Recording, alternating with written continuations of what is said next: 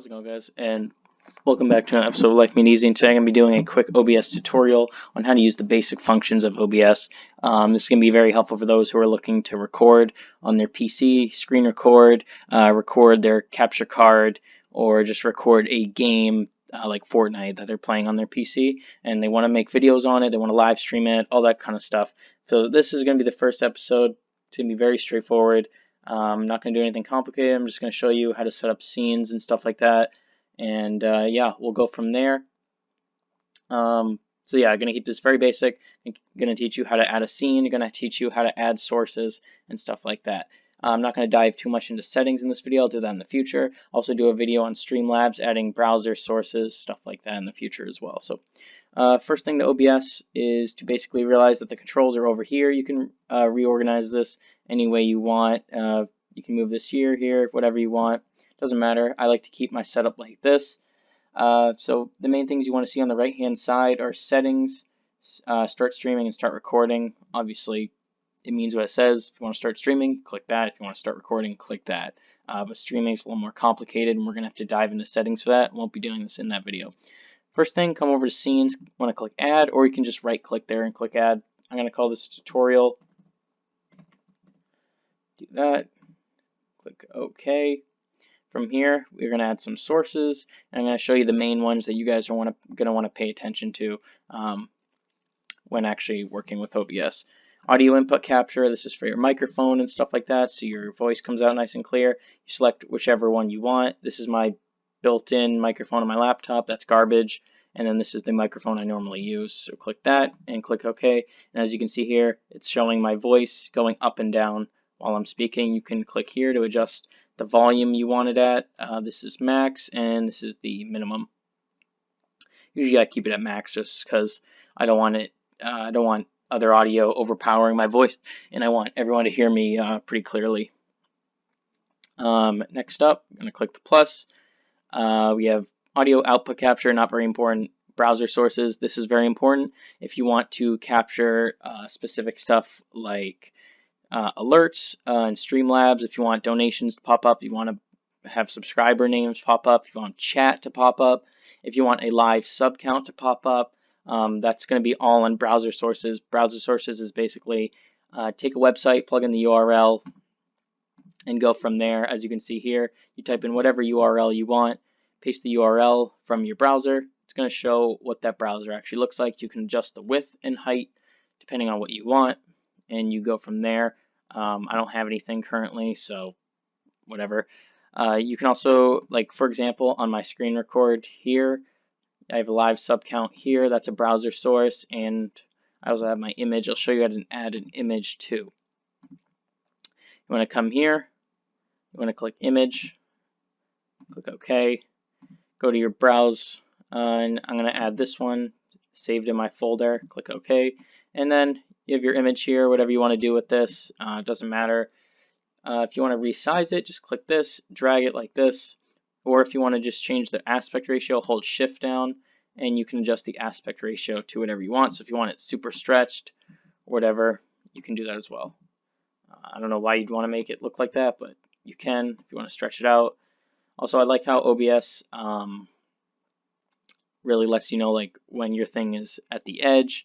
Sometimes you can have stuff cut off like this, but it's really good edge detection.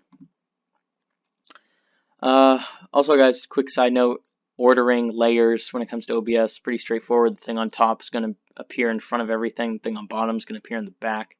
So if we want this behind, you can do that, and then the OBS one will show up in front of it. Also, if you want to rename anything, just right click it, click rename, and you can just call it LME is amazing, and subscribe. If I could spell, call it whatever you want, doesn't matter.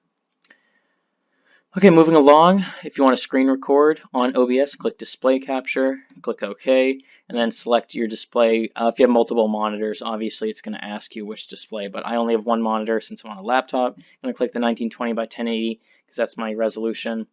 And it's going to show what the screen is here. So that's pretty self-explanatory. If you want to do tutorials, that's great. Screen recording is great for tutorials. on PC. If you want to capture a specific game, you want to use game capture. This is what you're going to use if you want to use Fortnite. Capture any full screen application, and you would select Fortnite in here. So that's pretty easy to use as well. Image, I already showed you. Media source, somewhat important. I'm not going to show you that. But next is video capture device. This is what you're going to want to use if you're doing a webcam, or if you're doing capture card, like if you're recording off your Xbox One, PS4, Nintendo Switch, you're going to want to use this. It should pick it up since you have your capture card plugged into your laptop. You just select whatever capture card you want. I have Mirrorbox. You can configure the video, select the resolution, all that cool stuff.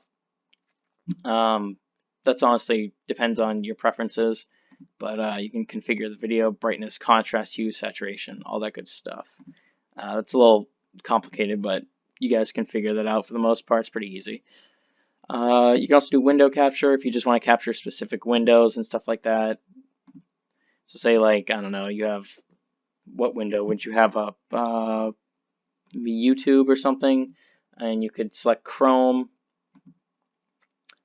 game bar, whatever window you have up, you can just select it here. Like I have the game bar up and running. If you want to select that, you can do that as well. Settings, I don't know, whatever window you want, doesn't matter. And anything else really important, text, kind of important, you click OK and write whatever text. Say, what's up, everyone, subscribe to me, and cool. I don't know. You can select the font, whatever you want. I'm just doing whatever works. And you click OK. You can also resize this, make it huge, make it tiny. If you want to put this behind something, you can do that as well. Let's get that Minecraft image up at the top so I can just show you that it comes to the front.